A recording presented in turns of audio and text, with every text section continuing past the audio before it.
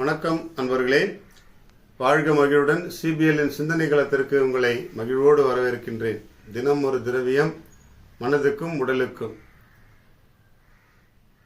YouTube சேனல்ல bell பட்டனை press பண்ணிட்டு நோட்டிபிகேஷன்ஸை பார்த்து தினமும் இந்த நிகழ்ச்சியை காணுங்கள். உங்களுடைய மனதுக்கும் உடலுக்கும் புத்துணர்ச்சியும் உத்வேகம் அளிக்க நாங்கள் தயாராக இருக்கின்றோம்.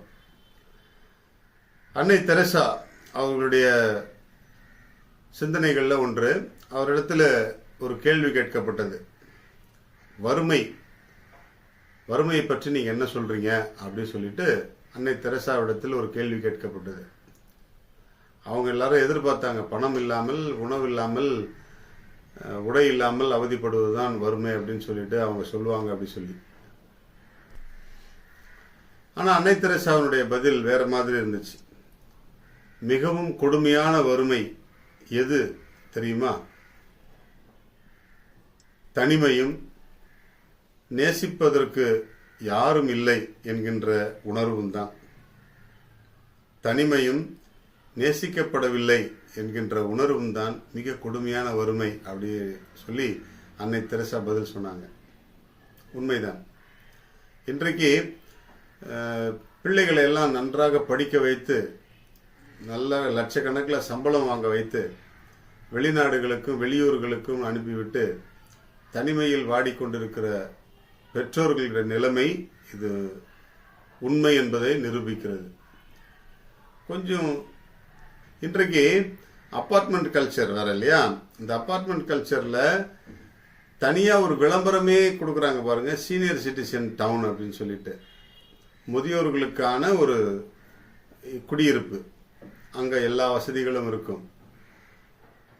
அங்க மருத்துவர்கள் இருப்பார்கள், விளையாட்டு திடல் இருக்கும், விளையாட்டு உபகரணங்கள் இருக்கும், மசாஜ் செய்யறதுக்கு ஆள் இருக்கும், சமைத்து போட ஆள் இருக்கும், வெளியே போயிட்டு வர்றதுக்கு டிரைவர்கள் கிடைப்பார்கள், எல்லா வசதிகளும் இருக்கும் சீனியர் சிட்டிசன்ஸ் வில்லால. ஆனால் அருகில் இருக்க பிள்ளைகள் மட்டும் இருக்க மாட்டார்கள். அருகில் இருந்து கவனித்துக் கொள்ள, மகிழ்ச்சி படுத்த பிள்ளைகள் மட்டும் இருக்க மாட்டார்கள். உங்களுக்கு பிள்ளைகள் இல்லாத குறையை கூட நாங்க சரி பண்ணிக்கிறோமா வாங்க அப்படின்னு சொல்லுவாங்க. 1000 இருந்தாலும் நம்முடைய பிள்ளைகள் அருகில் இருப்பது போல் வராது இல்லையா?